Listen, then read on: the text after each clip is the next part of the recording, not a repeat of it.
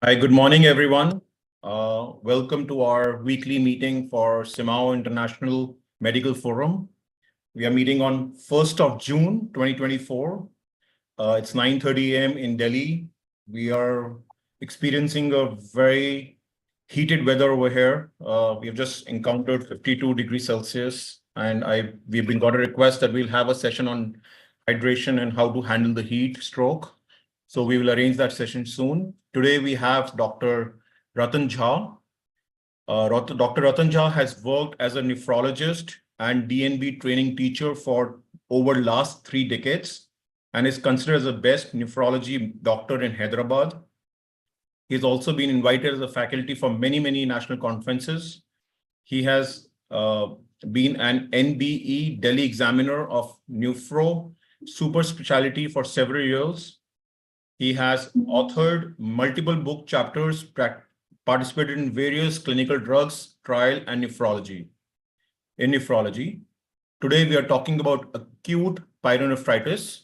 And to discuss that, we have Dr. Jha with us. Dr. Jha, the platform is yours to give us.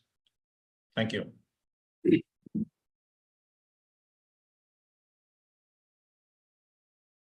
Are my slides visible? Yes, sir, it is visible. You can just make it large. Yes, visible.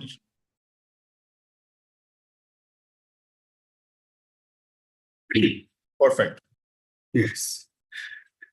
Good morning to all of you who has come to listen to my talk on acute pyelonephritis, which is a disease which can also get precipitated by heat stress, because if we get dehydrated, we are not passing enough urine, that risk of urinary infection can increase in predisposed. So this may be an appropriate topic in the context of the heat wave, which is prevailing throughout the world, and in India we are facing this problem at this point, which is never been seen before.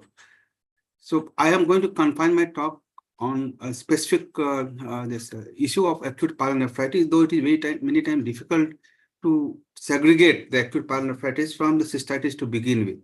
What I am going to highlight is what are the newer kind of information available in this context. So what, as a nephrologist, I have seen in clinical practice is that there's a bit of inertia in the physician's mind when they see a patient with symptoms which is referred to as lower urinary tract symptoms with or without fever. Because many times lower urinary tract symptoms are just casually treated as urinary tract infection, which may not be the case. Pyuria, that is presence of few WBCs in the urine, is considered as if a sine qua non for the UTI, but that is not the point. It is an overdiagnosis of UTI based on this non-specific urinary finding many a times.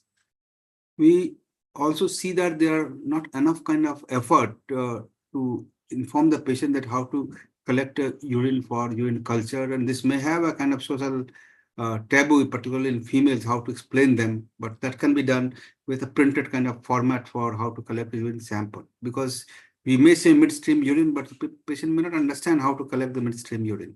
So that gives a false kind of urine culture report. We get a falsely contaminated urine sample as a bacteria present, and we start giving treatment on that, and that produces unnecessary drug-related side effects. And many times we have seen that person gets inappropriate drug based on the culture report, because we think that whatever is the culture report, based on that, the antibiotic has to be prescribed in UTI. For example, nitrofurantoin, if prescribed in a patient who has pyelonephritis, is going to be ineffective because the drug doesn't reach the concentration in the kidney parenchyma. And we have seen chronic antibiotic misuse for non-infected dysuria or sometimes asymmetrical kidney being treated as a kind of pyelonephritis or chronic pyelonephritis. And that means that besides drug side effects, there is a kind of drug resistance that happens in the body because the antibiotic exposure changes the bacterial flora. And that produces a kind of ESBL strain, that is extended spectrum beta-lactamase resistant bacteria or multi-drug resistant bacteria in the system, which if becomes systemic will be difficult to treat. So inappropriate use of antibiotics has led to emergence of bacterial resistance in our country. And this is also one of the factors where we're using it indiscriminately based on the perceived notion that pyuria or some lower urinary tract symptom is equal to UTI. So my presentation is going to cover the following aspects that is shown in this slide that will give an overview with what is complicated versus uncomplicated, because the terminology has changed. How do we diagnose UTI, whether it is an upper urinary tract infection, which is acute pyelonephritis, or lower urinary tract infection? What are the guidelines and what are the changes in the treatment which has been reported in recent time, and antimicrobial options and treatment guidelines in the background of emerging resistance of drug drug resistance to antibiotics. I have just put this slide just to highlight the point that this is a misdiagnosis analogy, that concept of treating pyuria as equivalent to UTI is analogous to an STT changes in ECG suggestive of ischemic heart disease. So one has to understand they are not equivalent. Like when we find STT changes in the ECG, many times people get treatment for ischemic heart disease, but that could be seen even in patient anemia, hypertension. So one has to understand that this is not equivalent. The picture which is shown on the right side of the screen is a patient who has come with acute breathlessness, and what we see in the CT pulmonary angio, that there is a kind of pulmonary thromboembolism that is there, but patient was having in the urine few pustules and was getting treatment with ceftriaxone in addition to the treatment for the heart disease they presumed to be because of ischemic heart disease, but was a patient of pulmonary thromboembolism. Just to highlight the point that many times we overtreat a patient just based on the urinary abnormality, and hence we should be clear that one is not equal to the other unless the clinical picture is compatible.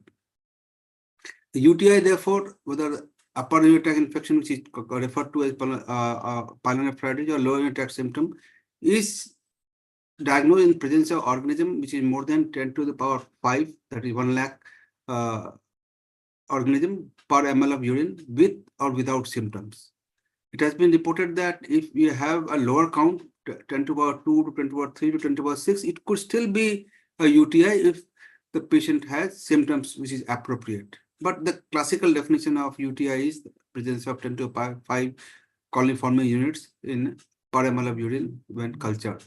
And this has to be supported by urine microscopy, which usually has pyuria, bacteriuria, by the urine strip test, which is an easy test to document the finding that it is urinary tract infection based on the leukocyte esterase test, which is a marker of presence of WBC, and grist nitrate test, where the nitrate gets converted to nitrite by the gram-negative bacteria, like commonly like E. coli and Klebsiella. And this has to be always combined with clinical features. So all the things are important, like this presence of coliform unit in the appropriate range, urine microscopy, urine strip test, and the clinical features. And if all 1, 2, 3, 4 are present, then this is definitely UTI, which has to be treated. So the classification of UTI in the previous time was like uncomplicated UTI or a complicated UTI. By the term is complicated or uncomplicated means that patients who are having a complicated kind of UTI will require a longer type of treatment. They are at higher risk of complication and higher risk of recurrence. But this terminology has been now redefined. It is said that we talk about UTI as only 3 or 4 categories. The cystitis, that is earlier called lower urinary tract symptom. Lower urinary tract is an uncomplicated UTI in most of the situations, except few, like a patient who has a kind of prostatitis. The lower urinary tract kind of infection is considered as a complicated UTI. The cystitis in general is an uncomplicated UTI and it requires shorter treatment. Anything beyond cystitis could be a complicated UTI in presence of risk factors. Acute pyelonephritis is either an uncomplicated UTI or a complicated UTI based on presence of diabetes, obstruction, transplant, pregnancy, etc. So if you have a kind of acute pyelonephritis plus, that is, person has a kidney infection along with some other kind of additional factor, it is called complicated UTI. To decide that this patient needs to be followed up with appropriate investigation and may require a therapy long-term for prevention of recurrence. ABP is a kind of UTI which is called acute bacterial prostatitis.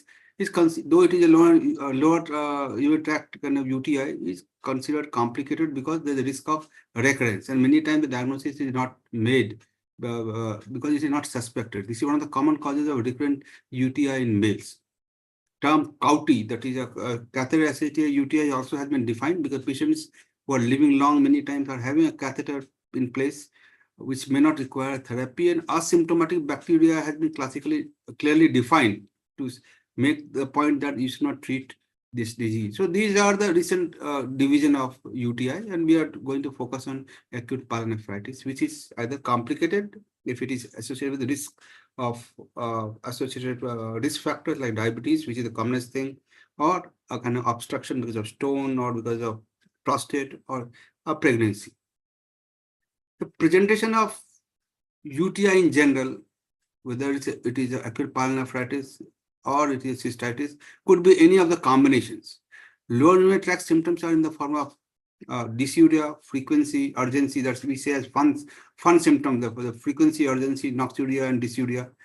Upper urinary tract symptoms could be back pain, chills, rigor.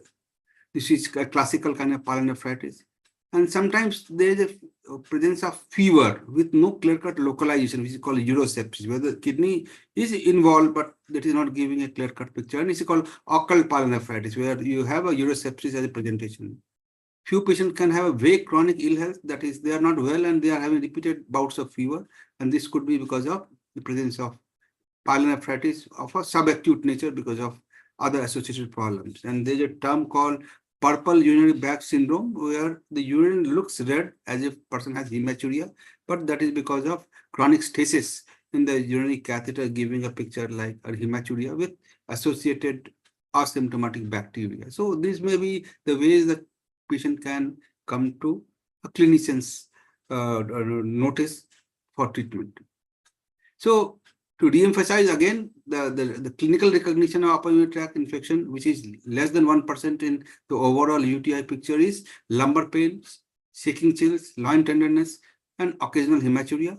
Lower urinary tract infection, which is called cystitis, is usually associated with frequency, dysuria, urgency, frank hematuria, suprapubic pain, small void, that passing urine very frequently, small amount, foul smelling urine, cloudy urine. And there could be a situation where this patient may have a kind of bacteria, but there may not be any symptom.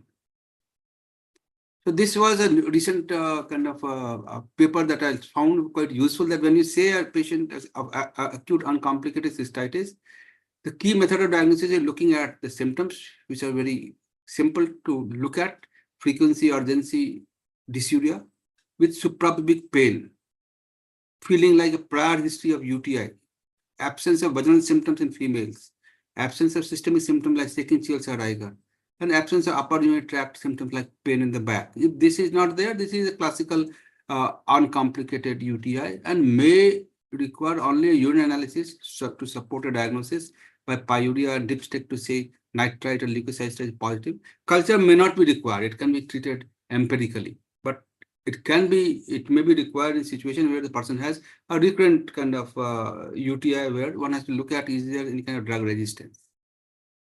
So if you look at 100 patients who are having a kind of low urinary tract symptom, 70% of patients will have a classical picture of bacterial cystitis with a colony count in the right range of more than 10 to the power 5.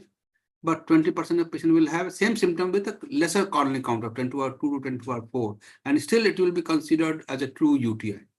In patients who have kind of low urinary tract symptoms, 15% of patients may have a kind of urethritis because of chlamydia, herpes, or Neisseria, where we may not get any kind of bacterial growth. So that is a kind of low colony forming unit with the same symptoms. So 70% are having classical bacterial cystitis, 15% have a urethritis because of STD related organisms. Vaginitis could be another cause of the same symptom. 5% of people may have Candida or Trichomonas infection, and it has to be always excluded in females.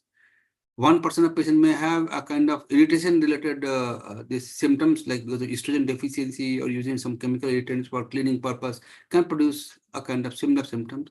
And 10% of patients we do not find any cause, and we say a chronic urethral syndrome, that is a kind of psychological kind of problem that is there. So one has to understand that when the Lutz symptoms are there, it may be cystitis because of bacterial infection or urethritis or vaginitis, or maybe a kind of psychological problem. that has to be appropriately evaluated rather than giving antibiotics in general for all. But one has to also remember that there are many causes of lower urinary tract symptoms which are overlooked or treated as UTI. That is, for example, lifestyle causes like less fluid intake, spicy diet, less lower amount of urinary output because of the heat stress where the urine becomes concentrated can give a dysuria, and which should not be equated with UTI. Neurological problems and neurogenic bladder or normal pressure hydrocephalus where a person has a kind of frequency and incontinence can be misdiagnosed as a kind of UTI, and patient keeps on getting treatment in this regard without any benefit. Bladder outlet obstruction because of prostate cancer, urethral stenosis, particularly in females, bladder calculus, cancers can many times get diagnosed as wrongly as UTI without any benefit. And then many drugs which produces a kind of symptom which is mimics like UTI, like a person who is getting diabetes will keep on having more frequent urination, or caffeine, that is people who are taking a lot of coffee or tea will have frequency of urination, and if they're taking less amount of fluid, they can have dysuria. So these are the overlooked cause or overdiagnosed cause of UTI, which may not be the case. But one has to understand that all the symptoms pertaining to kidney may not have a kind of clear-cut localization to the urinary tract. And this is called the atypical features of UTI, which are seen commonly in elderly population, in children, they may not refer any symptom to urinary tract. In people who are immunosuppressed, like patients who are getting steroid for an autoimmune disease, or a patient of renal transplant, or patient who is diabetic. Here the presentation could be just like a gastroenteritis. The patient comes with vomiting, loose motion, shock, and jaundice. And it is a typical septic syndrome that has to be appropriately analyzed in the context to make a diagnosis of urosepsis. So these symptoms, which may look to the common physician as gastroenteritis, could be a symptom of UTI in elderly, particularly that we see, and in immunosuppressed. So one has to have a high index of suspicion when we see a patient with this kind of presentation. Because UTI is one of the commonest infection seen throughout the world. The clinical pyelonephritis or the acute pyelonephritis can present with a classical symptom of that we talked about, the loin pain, rigor, as well as fever, but it could have other presentations in the form of complicated acute pyelonephritis with emphysematous changes. That is, a lot of gas are present in the kidney or in outside the kidney, which is an extended emphysematous pyelonephritis. It could be associated with papillary necrosis, which is presenting as a kind of acute renal failure or pain. There could be a presentation in the form of occult acute pyelonephritis, subacute pyelonephritis, which is called sepsis syndrome, where you may not have any symptom pertaining to kidney, but kidney is seen on radiological evaluation to have infection, but it has spread to the bloodstream, producing a sepsis syndrome. Few patients have recurrent or relapsing pyelonephritis, acute pyelonephritis, and if the things are not taken care with the obstruction, it can present with xanthogranulomatoid pyelonephritis or malakoplakia, mimicking like a malignancy. The term chronic pyelonephritis has gone out of use, and this is basically referred as a chronic interstitial nephritis, which is usually associated with VOR, obstruction, stone, and many times drugs. So chronic pyelonephritis is a radiological diagnosis. One of the cause of chronic pyelonephritis is infection, and this is a radiological term and no longer used. It has to be used in the appropriate context based on the clinical profile. The diagnosis of pyelonephritis or the cystitis is based on the positive urine analysis that we talked about, presence of pyuria, that is we defined as more than 10 WBC per high power filled in, which is centrifuge urine, along with leukocyte esterase test positivity on the stick test, which indicates the presence of leukocyte which contains that enzyme esterase, and nitrite positivity indicating bacteria in the urine which has converted nitrate to nitrite. It is usually seen positive in people who are having a gram-negative bacterial infection like E. coli or Klebsiella. Positive urine culture is defined as when person is not having any catheter, more than 10 to the power 5 is defined as classical positive culture report, but lower culture report of 10 to the power 2 to 10 to the power 4 can also be considered positive in presence of symptoms which are classical. In a patient who is catheterized, the presence of more than 10 to the power 3 this coliform unit is suggestive of urinary tract infection. When a person has high fever, even the blood cultures could support the diagnosis of pyelonephritis. And if you find E. coli in the blood along with E. coli in the urine, this is a classical proof that the kidney infection has spread to the blood, and that is called urosepsis. So culture along with the urine analysis by microscopy as well as stick test is to make a diagnosis of pyelonephritis. So if we look at the whole UTI group, the symptoms, signs, and the diagnosis, if a person is symptomatic with the symptoms, and that is likely to be true UTI. A person has presence of pyuria and bacteriuria on the culture. But if person has only pyuria with symptoms but less significant bacteriuria, it could be still be a kind of cystitis or true UTI. That is if the bacterial urea is between 10 to the power 2 to 10 to the power 4. But if the person has pyuria with no bacteriuria or is below 10 to the power 2 bacteriuria, insignificant bacteriuria, it could be because of the chlamydial infection or non-gonococcal urethritis. So it is a urethritis because of atypical organism where treatment may be different. And if the person has symptoms of UTI, but there is no bacteria, no pyuria, then this could be a functional symptom of acute urethral syndrome or unexplained urethral symptoms. Patients many times have bacteriuria, pyuria, but they are not symptomatic, and that is called asymptomatic bacteriuria. And when there is no bacteria, but presence of pyuria and no symptom, it could be considered as sterile pyuria. So there are many kind of terminologies to be used. And this terminology actually defines what is the way to go ahead. Pyuria by definition is 10 cells per pyofil in spun urine. And the spinning of the urine has to be done at 2000 revolutions per minute for 5 minutes. Sterile pyuria is seen in situation of chronic prostatitis, steroid use, analgesic abuse, stone, etc. And hence pus cells should not be considered as a reason to start an antibiotic therapy.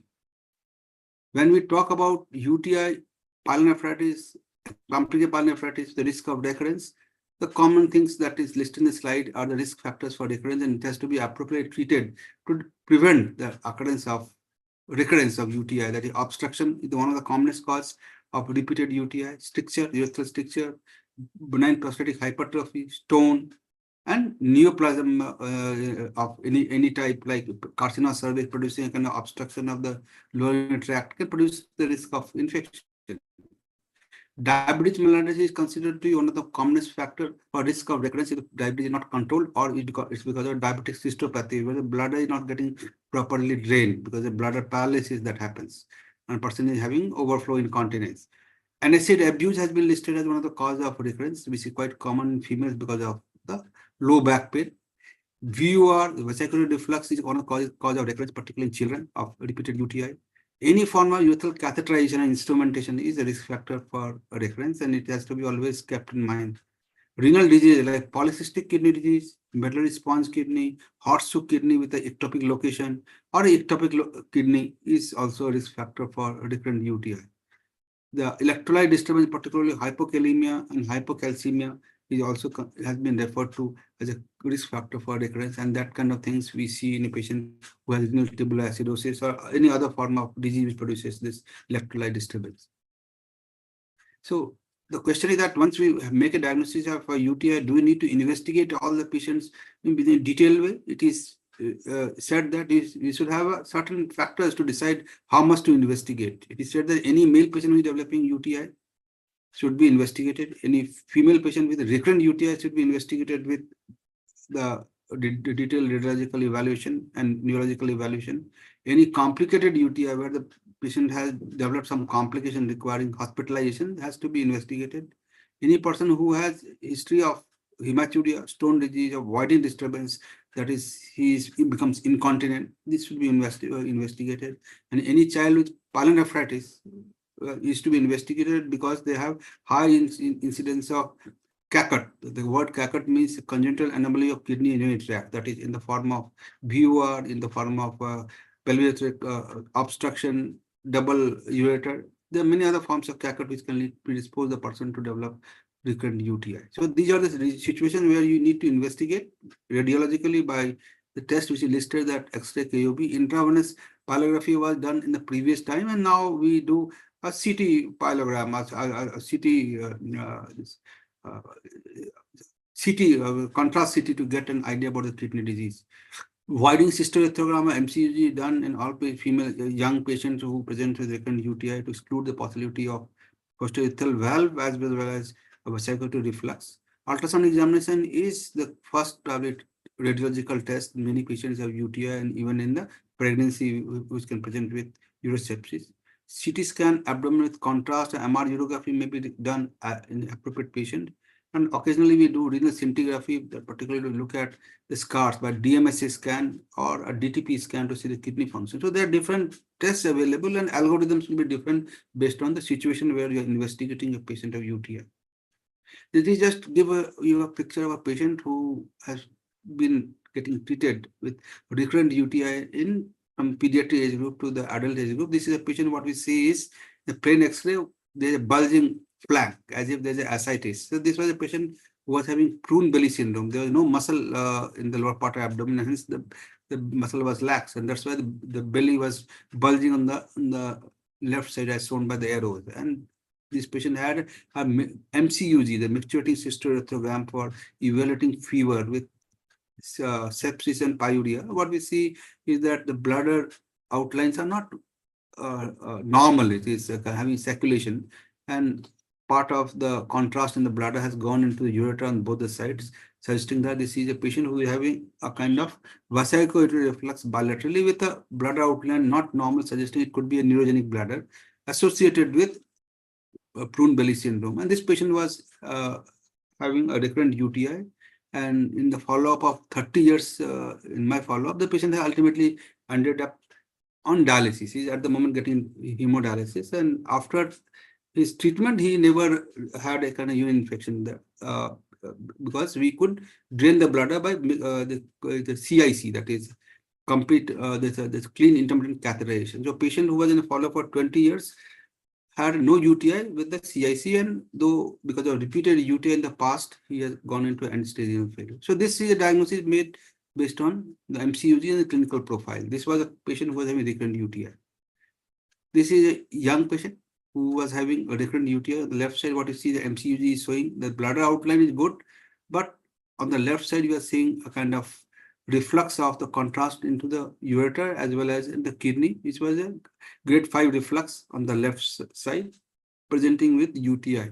And this patient requires an appropriate follow-up to decide the treatment as well as the plan to prevent the risk of kidney failure. What you see on the right side is a bladder outline which is circulated with multiple outpouching, and the lower part of the bladder we see a big kind of swelled structure that was a posterior part of the urethra which is swelled because of obstruction down. So this is a patient who is having posterior urethral valve which requires to be operated so that bladder comes, is properly voided and the infection gets better, because the obstruction is one of the common causes of UTI. And if it is not treated in time, it leads to end-stage renal failure requiring dialysis in children. This is another patient who has come for an opinion from after getting evaluated at CMC Vellore. What is a child who is having a kind of VOR on the left side. What we see in the nuclear study, that is a kind of study, a DTP scan, what we see on one side, there's a lot of contrast, on the other side, lesser contrast. So that shows that both the kidneys are functioning, but one kidney is having lesser function compared to the other function. So this is a way to evaluate the patient in the follow-up to decide what is the appropriate action. A patient being evaluated for kidney donation. On the left side, what we see is on a horseshoe kidney. He was never symptomatic, and what we see that patient had a kind of fusion of the kidney on the CT scan on the lower part. So he was rejected for kidney donation. But this is one of the causes of recurrent UTI. This patient was asymptomatic. He was not having any UTI. What we see in the plain X-ray in this patient is bilateral kind of stones with a fusion. See, this was a patient of horseshoe kidney with stones because of calcium oxalate stone. It was a patient of calcium hyperoxaluria with horseshoe kidney going into end-stage renal failure, which could be picked up on the plain X-ray KOB. Contrast enhanced CT in a patient who is presenting with sepsis syndrome. What we see on the left side is multiple hypotenuse areas which are said to be a kind of evolving abscess. So in the right kidney. So this kind of picture, if it is available, this proves the point that this patient is having acute pyelonephritis. But we hardly do these tests in patients who are responding to treatment. On the left side, what we see is that the kidney on the left is showing multiple areas of hypodensity, and it was a renal carbuncle in a diabetic patient, which was seen on both the sides, but on one side was quite apparent. So this is a patient of diabetes with repeated multiple kind of hypodensity because of abscesses developing in the kidney.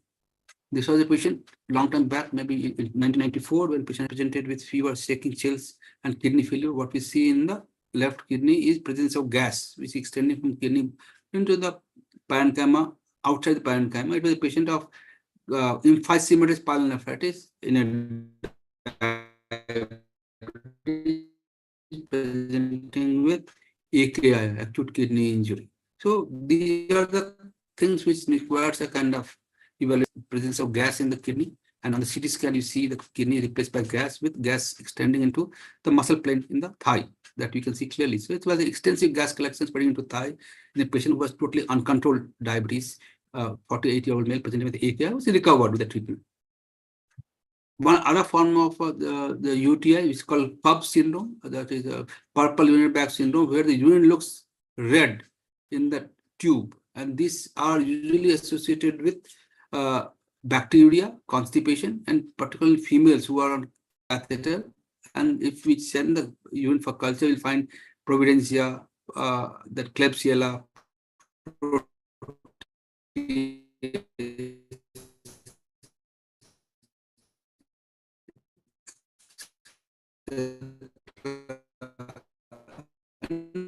this doesn't require therapy. So this purple urine, that is just a pigment, it is said that asymptomatic bacteriuria is quite common.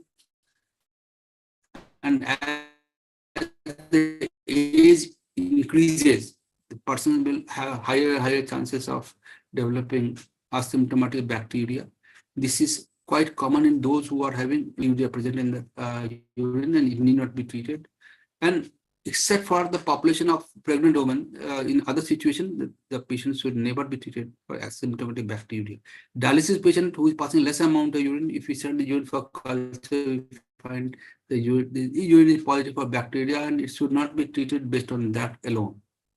Asymptomatic bacteria, therefore, is quite common and is generally a benign condition, and treat only if a person is having pregnancy. That's only situation it is recommended. And in patient who has to undergo some urological procedure where mucosal bleeding is expected, because from that you can have urosepsis. This does not include placement of urinary catheter. Any person who is being catheterized and who has asymptomatic bacteria need not be treated. Take out the catheter and put a new catheter. That is the concept. This is a patient who was having Dr. Jha, your voice is what we see is that the left side xanthogenic. Hello? your voice is breaking up. Okay. What to do? Let me stop share and start again. Yeah, you can do that. It is fine, but sometimes it starts breaking. I Yeah, think sometimes it just got I think the connection gets slower. So those for that, I have no way to be sure what to do, etc. Yeah, I know. So I think it's working fine for now. Sorry for interruption. Okay.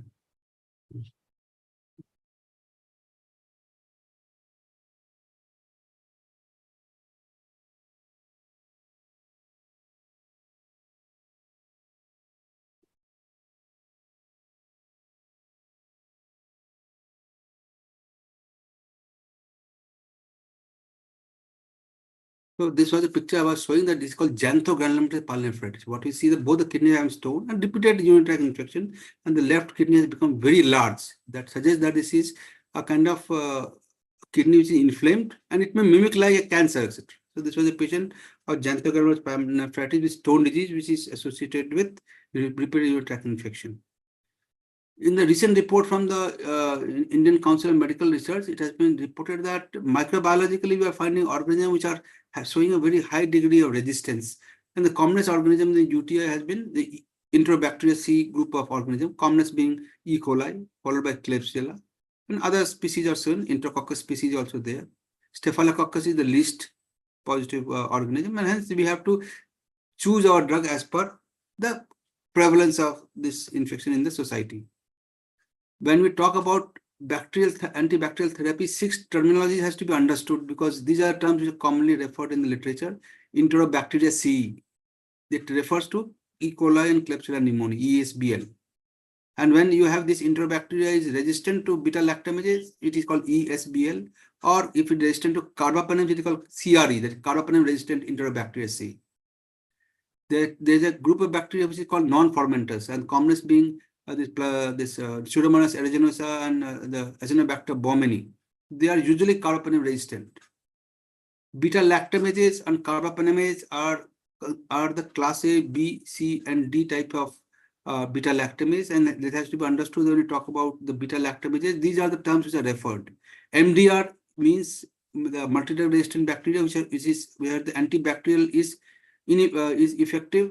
3 classes the antibacterial is ineffective. That is 3 big groups, like patients who are not having a response to ESBL, who are not having kind of response to aminoglycoside, where we are not able to give a third group of drugs like carbapenem. So if 3 broad groups are resistant, it's called multi-drug resistant bacteria.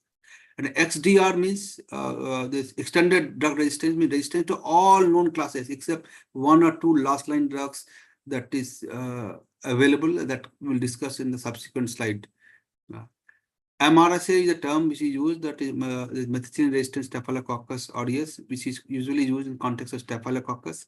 And VER is a kind of vancomycin resistant this enterococci. These are terms which are used when you're talking about antibacterial bacterial resistance.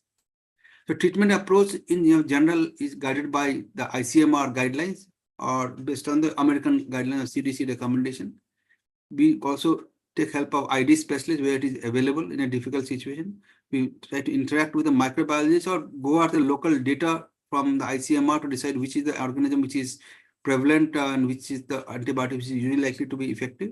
And physicians' knowledge of over the years for how to go about it and experience, and local patient's compulsion, whether the patient wants only an injectable, the best drug, etc. Based on that, we decide.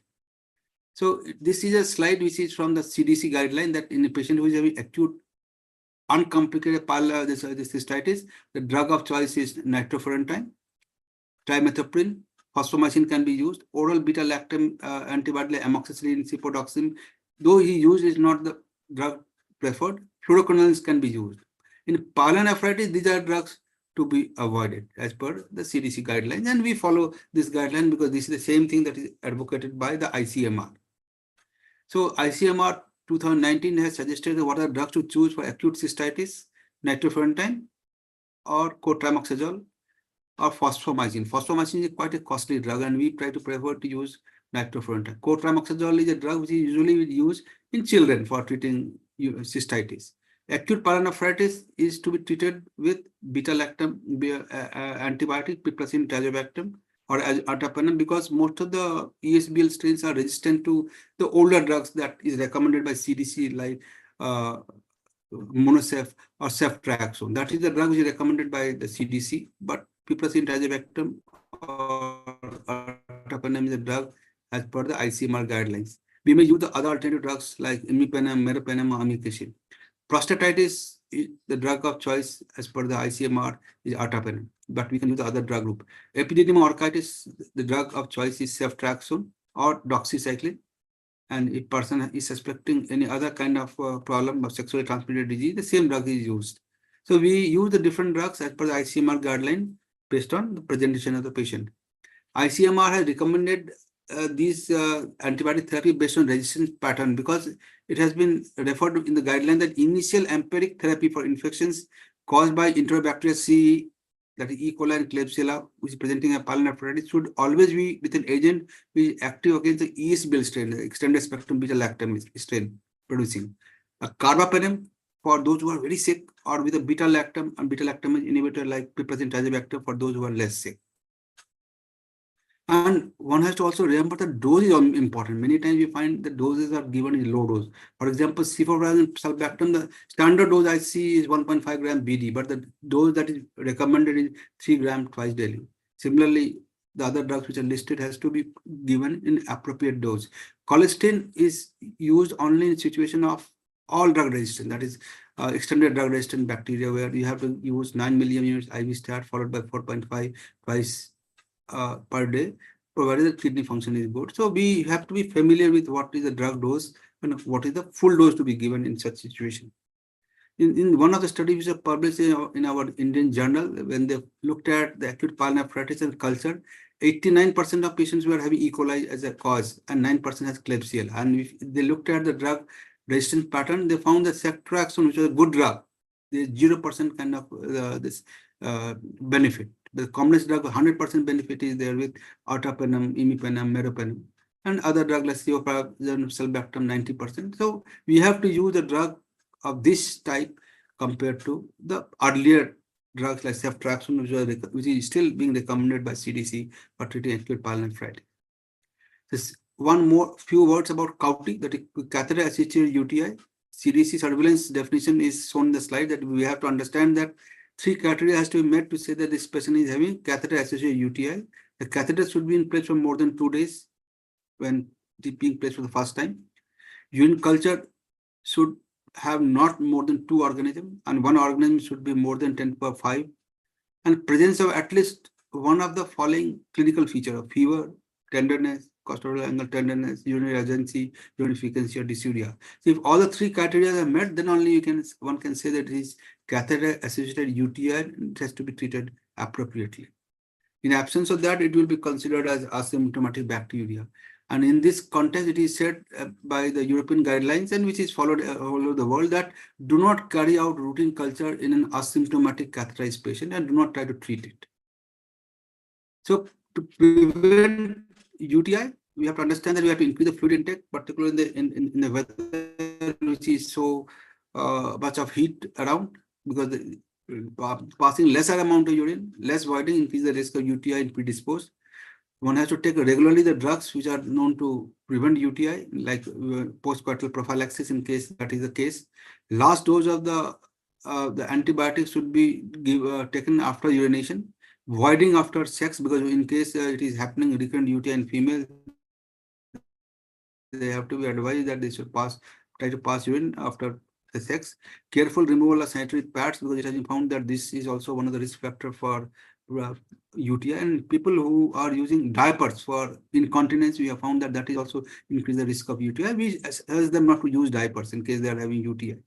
Avoid constipation, because somehow the gut as well as the bladder drainage is linked, and people who are constipated are found to have more chances of UTI. Using a smaller size catheter in adult males, like less than 16 French catheter, to allow the secretions from the side of catheter to come out to reduce the risk of UTI. And also look at the predisposing factors, and common predisposing factors in our experiences: diabetes and obstruction. These are the things, and sex maybe in females, which has to be taken care of. So my choice, like we have so many antibiotics to be prescribed in a patient of UTI. The first level treatment for treating lower tract infection is nitrofurantoin, or cefixime clovulanic acid, or quinolone, particularly ciprofloxacin. Ceftriaxone is not a drug to be prescribed except in a pediatric age group. That is my first choice. Community acquired UTI in the OPD, this is the prescription I give. Second level therapy, in case the patient is not responding to this therapy, is to use the cephalosporins with beta-lactamase inhibitors like magnesium cefoperazone sulbactam, or piperacin tazobactam with amino glycoside. And this is the situation that we see in patients who are having diabetes with UTI and getting hospitalized. Third level drug, when person is having a kind of shock-like picture, unstable hemodynamics, we start with carbapenem, meropenem, or imipenem, and decide. And in patient who is having a kind of poor response to this therapy, colistin, fosfomycin, ceftazidime, avibactam, biapenem, Iloris, etc. can be used. Other measures in a patient who is having a UTI repeatedly is also important, because, and that is called symptomatic relief with cranberry extract, local estrogen, probiotic, alkalizers, anticholinergics, avoidance of spicy diet, because we find that this is a very important kind of contributor for dysuria, and lot of non-veg producing a lot of acidosis in the urine, and plenty of water. New antibiotics, for people to understand that these are drugs which are now come into practice, can be used appropriately, like Javisepta, Ceftriaxone, Avibactam, Ceftriaxone with sulbactam, and disodium edetate, aminoglycoside, the neoaminoglycoside, isipamycin, arbitration can be used in situation of drug resistance, and biopenem is another drug which is useful in situation of drug resistance. So to conclude, patient with cystitis can be treated empirically with 5 days of antibiotics with no culture. Nitrite and leukocyte esterase test is enough to support the diagnosis of cystitis. Acute pyelonephritis, culture is needed most of the time. It is said that 7 days treatment is required most. 14 days treatment can be done in situation of immunocompromised state like transplant. No radiological test is required unless an extra risk we have based on the history. Do not culture in a catheterized patient unless symptoms are there, because asymptomatic bacteriuria is quite common, and not to treat. Catheter-associated UTI, treat for 10 days if the history supports the diagnosis. ABP, that is acute bacterial prostatitis, in males comes with a voiding problem. It has to understand that when the prostate gets inflamed, the urethra gets narrowed and produces a voiding problem, and this has to be suspected. And we have to do a kind of digital rectal examination carefully, or transrectal ultrasound to confirm that prostate is enlarged, involved, or having an abscess. And this has to be treated for 14 to 28 days with the treatment. The drug of choice for prolonging the treatment of bacterial prostatitis is to use quinolones, which has got a high kind of penetration, or cotrimoxazole. Recurrent cystitis, in particularly postmenopausal females, can be treated with vaginal cream, particularly estrogen cream, or postcoital antibiotics. Candida is grown commonly in urine, and it should not be treated empirically. Repeat after catheter removal to see if the candida is there or not, and use a clinical sense to decide if the candida therapy is required or not. SGLT2 inhibitor, which is a part of treating many kind of comorbidities like diabetes, heart disease, heart failure, can be continued if there are no additional risk factor for recurrence. Treat infection, but not colonization or contamination. Be aware of the antibiotic resistant pattern in your locality to decide which drug to choose. And that is all that I wish to share with you all. Back to the organizers for any comment or questions. Thank you, Dr. Jha, for excellent presentation. I would like to open the floor for the question answers.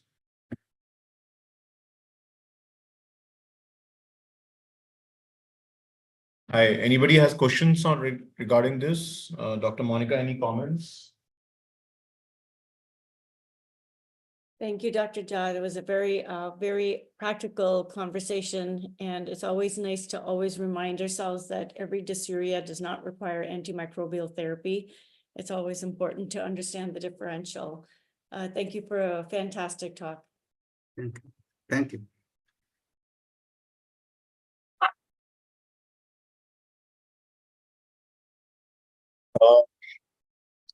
I don't think we have any questions. It was well explained. I think the session was completed properly. We are right on time to end this session. I would say thank you so much, Dr. Ratan Jha, for joining in and spreading your knowledge with us. We will be back again with other sessions. Thank you for joining in on Saturday. Thank you. Thank you. Take care, everyone. See you again.